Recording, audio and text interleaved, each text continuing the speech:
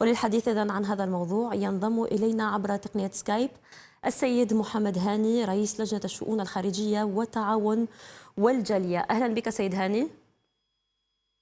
صباح الخير، اهلا وسهلا وشكرا على الاستضافه على المباشر. شكرا لتلبية الدعوة. كما ينضم الينا ايضا عبر الهاتف السيد عمار خضراوي مؤسس اسموس كونسلتينغ بفرنسا. اهلا بك سيد خضراوي. اهلا، السلام عليكم. عليكم السلام. اذا بداية سيد هاني، رئيس الجمهورية عبد المجيد تبون يولي اهتماما كبيرا بافراد الجاليه واشراك افرادها في التنميه الوطنيه، ربما هل لديكم او هل هناك استراتيجيه للتكفل بانشغالات الجاليه وتفعيل الكفاءات المتواجده بالخارج؟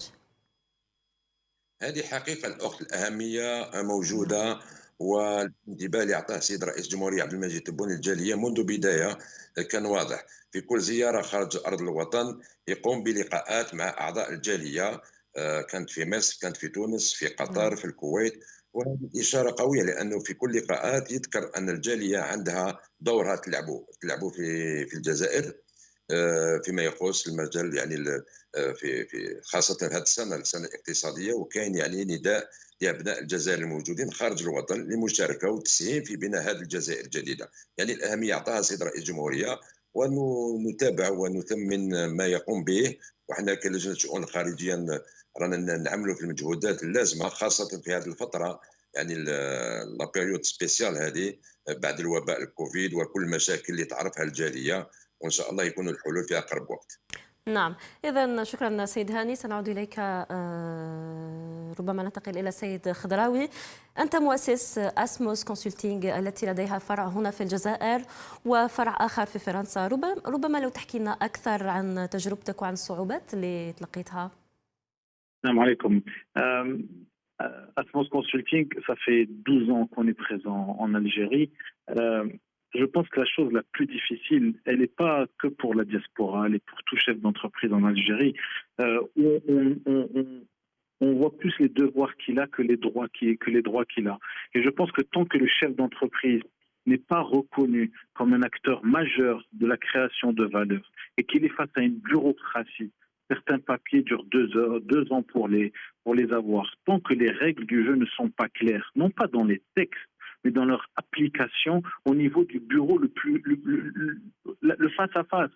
Lorsqu'on va dans une administration et qu'on est contraint à devoir tout expliquer, supplier pour avoir un document, supplier pour avoir nos droits, tant qu'on fait comme ça, économiquement, investir en Algérie restera un élément très dur. Au-delà de ça, après, la diaspora, c'est des Algériens, mais ce n'est pas les Algériens d'Algérie. Il faut bien le comprendre, ils ont une autre philosophie, une autre façon d'être, une autre façon de vivre. Ils ont de la valeur ajoutée, et c'est cette valeur ajoutée qu'il faut reconnaître, et il faut les mettre à leur place. Certains pays africains ont carrément créé des protocoles entiers pour en faire des valeurs pour la nation. Je pense que tant qu'il n'y a pas cette reconnaissance, qu'on ne les comprend pas, qu'on ne les reconnaît pas, ça va être très difficile. D'accord, on reviendra vers vous dans un petit moment. إذن سيد هاني، كانت لديكم ربما لقاءات عدة مع أبناء الجالية بالخارج، ربما ما هي الانشغالات أو التطلعات التي تصلكم من أفراد الجالية؟ Alors, نجاوب الأخ اللي كان نعم دخل تفضل. مباشر هنا باللغة الفرنسية. نعم. Moi, je partage son avis. Il y a eu énormément de blocages et une bureaucratie qu'il faut combattre au quotidien. La nouvelle loi sur l'investissement est là pour apporter ce plus et résoudre ces problèmes. Non. Et maintenant, je me dis, l'appel, c'est qu'on doit s'unir et on doit travailler tous ensemble, parce que l'Algérie a besoin de tous ses enfants à l'intérieur et à l'extérieur du pays, du territoire du moins. Donc, il faut qu'il y ait cette solidarité pour sortir de cette impasse. C'est un constat, c'est un problème. La bureaucratie, effectivement, existe. On est en train de la combattre au quotidien. Maintenant, les revendications de la communauté, je dirais même pas revendications, parce que c'est censé être... on ne devrait même pas se poser la question en 2022. On parle de difficultés à se rendre au pays, on parle de difficultés pour l'acquisition d'un billet d'avion ou de train, ce qui est tout à fait inévitable en cette période estivale qui s'approche à grands pas, et surtout en 2022. Donc, il y a ces problèmes-là. On va mettre ça sur le dos de la période de pandémie qui a déstabilisé un peu les fonctionnements des entreprises. Mais il est temps aujourd'hui de prendre des décisions. Monsieur le Président de la République, Abdelmadjid Tebboune, a ordonné l'augmentation, bien évidemment, des vols, et la baisse des prix. Et moi, je dirais aussi l'ouverture du ciel aérien et maritime pour qu'on puisse avoir cette concurrence qui poussera justement les autres compagnies à faire un effort au niveau du prix. Il est inconcevable qu'une famille algérienne paye un Marseille-Alger ou un Paris-Alger-Paris pour la période estivale aux alentours de 3 000 euros.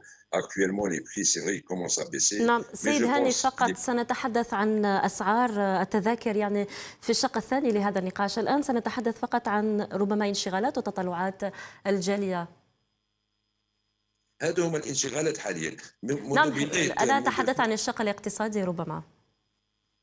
الشق الاقتصادي نعم. وذكرتها الاخت انه ils ont été marginalisés effectivement, les portes n'ont pas été ouvertes. اليوم نداء تاع السيد رئيس الجمهوريه ويقولها في كل لقاء مع اعضاء الجاليه ان الجزائر تحتاج الى ابنائها الموجودين خارج الوطن. Maintenant, il faut mettre des mécanismes. Il y a la nouvelle loi des finances qui sera présentée à l'Assemblée nationale très bientôt, sur lequel certainement on aura des choses à dire, et spécialement فيما يخصنا احنا على الجاليه et l'investissement notre immigration et l'IDE, donc l'investissement direct étranger. Donc je pense qu'on est sur la bonne voie, mais moi ce que je dis, il faut faire participer toutes les énergies. ما كاش اللي يعرف هذه المشاكل تاع الجاليه خير الجاليه. Donc on est là, les portes sont ouvertes pour essayer de récolter le maximum de données et essayer de les adopter et de les impliquer dans ces prochaines résolutions. نعم، شكرا سيد هاني. سيد خضراوي, vous avez parlé des difficultés que rencontre la diaspora pour venir investir ici en Algérie. ربما سيد خضراوي, ما المطلوب اليوم وما هي الإشكاليات التي يمكن إذلالها لاستقطاب أفراد والكفاءات المتواجدة في الخارج والاستفادة من تجربتها؟ Je pense qu'il faut dire d'abord une chose. Dans la diaspora, c'est une main-d'œuvre ultra qualifiée à l'étranger. C'est des techniciens hyper compétents, conscients et qui ont un très haut niveau de maîtrise. C'est des ingénieurs et des cadres dirigeants, que ce soit dans les entreprises ou dans les institutions, à très haut potentiel. C'est des chefs d'entreprise qui travaillent avec certaines des plus grandes entreprises du monde. C'est des acteurs associatifs, des artisans, des gens de la culture. Donc, on ne peut pas la traiter d'une manière unique, la diaspora. La diaspora, elle est diverse. La diaspora d'Europe francophone n'est pas la diaspora de l'Europe anglophone, n'est pas la diaspora des pays américains, enfin d'Amérique du Nord. Il faut qu'on comprenne la valeur ajoutée. Il ne faut plus qu'on prenne la diaspora de manière paternaliste. Nous, ok, nous sommes tous les enfants de l'Algérie, nous sommes tous engagés, corps et âme, pour notre pays, l'Algérie, comme nous le sommes quand nous sommes binationaux pour les pays dans lesquels nous avons vécu, nous avons grandi. Il faut être très à l'aise avec ça. Il faut faire en sorte que la diaspora soit d'abord reconnue comme une valeur ajoutée différente, une valeur ajoutée qui porte de la valeur ajoutée, et qui crée de la valeur ajoutée. Et puis après, il faut être clair aussi, un salaire en France n'est pas un salaire en Algérie. Un salaire en France, au-delà du salaire, il apporte une sécurité sociale, il apporte une retraite, il apporte un bien-être, il apporte tout un écosystème et un environnement. Il faut aussi qu'on travaille sur notre écosystème. Si on veut que la diaspora rentre en Algérie, vienne en Algérie, il faut qu'elle trouve du bien-être, il faut que leurs enfants s'épanouissent. Il faut qu'il y ait des écoles internationales de très haut niveau. Il faut que les Algériens de la diaspora puissent vivre à l'étranger aussi quand ils se déplacent avec leur salaire, qu'on déréglemente ou qu'on réglemente différemment sans complètement les salaires en devise, qu'on puisse jouir de nos investissements et de nos revenus comme on le souhaite. C'est aussi des réalités. Tant qu'il n'y a pas ça, on ne pourra pas créer un environnement dans lequel la diaspora est épanouie. Il faut aussi libérer les initiatives.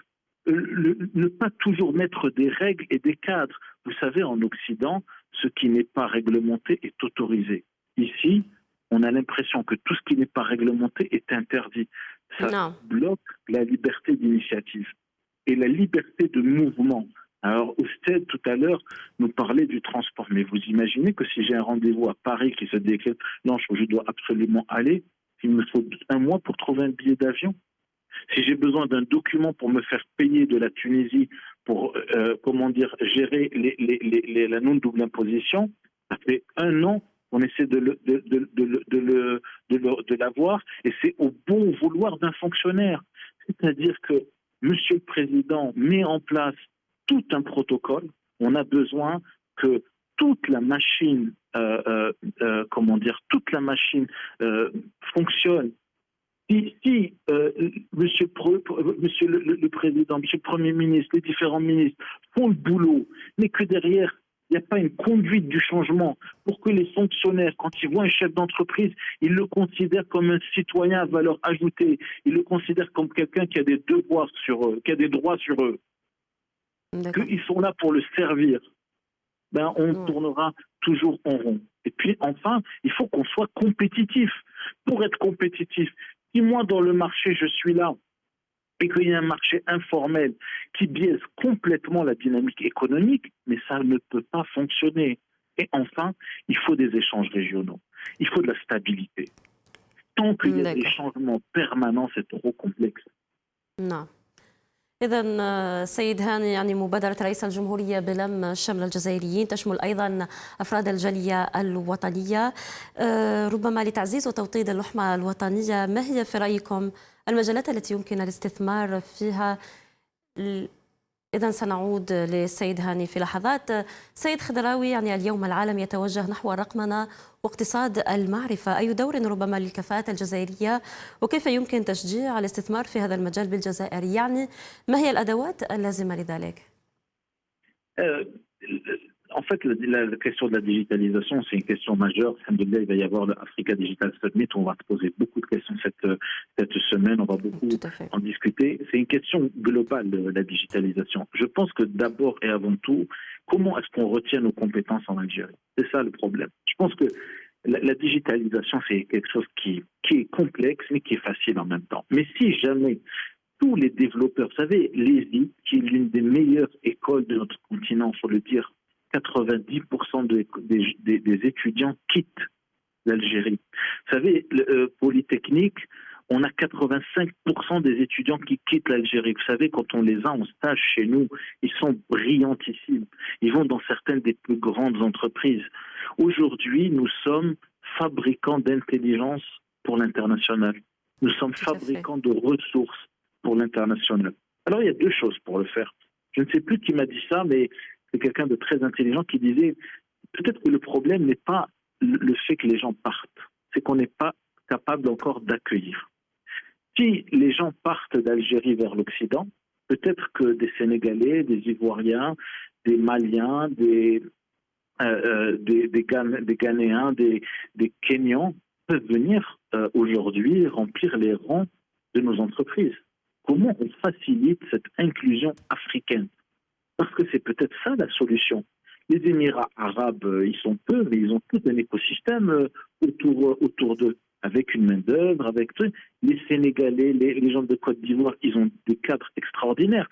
Sinon, on arrive à équilibrer ça avec la population qui part, la population qui vient, et bien à un moment, on arrivera à avoir des projets tellement intéressants qu'il y en a moins qui partent, plus qui reviennent, et finalement qu'on crée tellement de disparité dans notre pays qu'on devient intelligent. Ça, la connaissance. La connaissance, c'est de s'enrichir les uns des autres et de s'ouvrir et d'être exigeant. Je pense qu'on parle beaucoup de sujets, mais qu'on ne se dit pas les choses franchement. D'accord, mais là, si on parle des outils nécessaires, c'est-à-dire pour encourager notamment c'est-à-dire pour encourager ces compétences-là algériennes ici en Algérie. En fait, c'est compliqué parce qu'il y a des entreprises qui ont des projets magnifiques, qui forment, qui ont des programmes de formation pour les accompagner. Aujourd'hui, on est dans un monde globalisé. Je vais vous donner un exemple très concret. On prend un stagiaire d'une école d'informatique, on le met en stage, on le forme. Il est chez nous il a été chez nous 6 mois. Au bout du 5e mois, il reçoit une offre d'une entreprise française qui lui dit « Reste chez toi, tu reçois 1 600 € de salaire sur un compte international et tu travailles pour nous à distance. » Parce que ce qui est magique dans la digitalisation, c'est que le flux n'est plus le même et que la connaissance, elle s'acquiert très rapidement.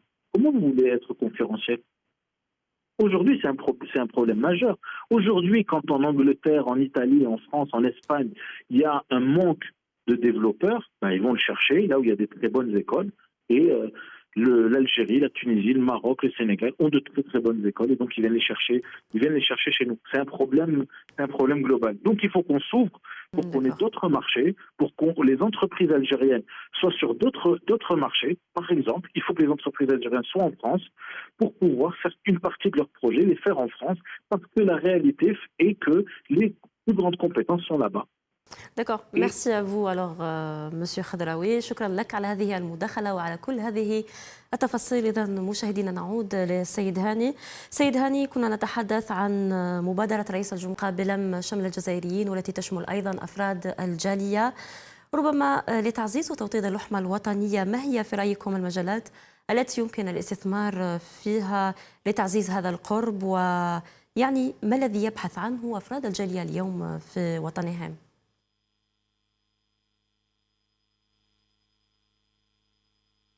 سيد هاني، إذا مشاهدينا سنعيد ربط الاتصال. إذا نعم سيد هاني تفضل.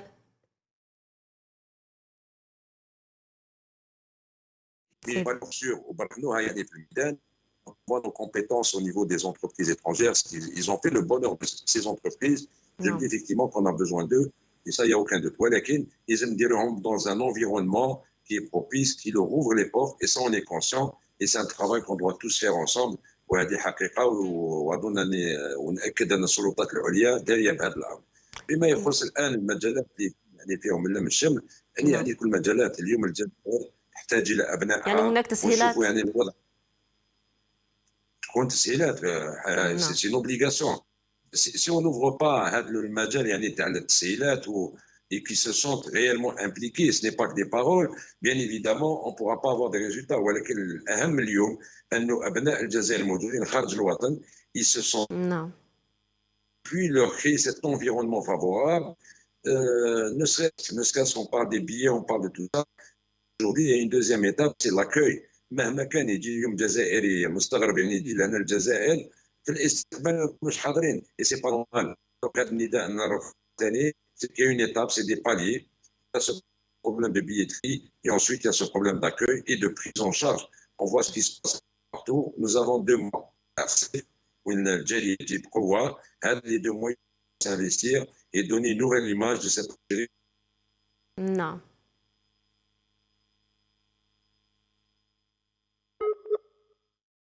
إذا مشاهدينا، إذا نختم هذا النقاش مع السيد هاني.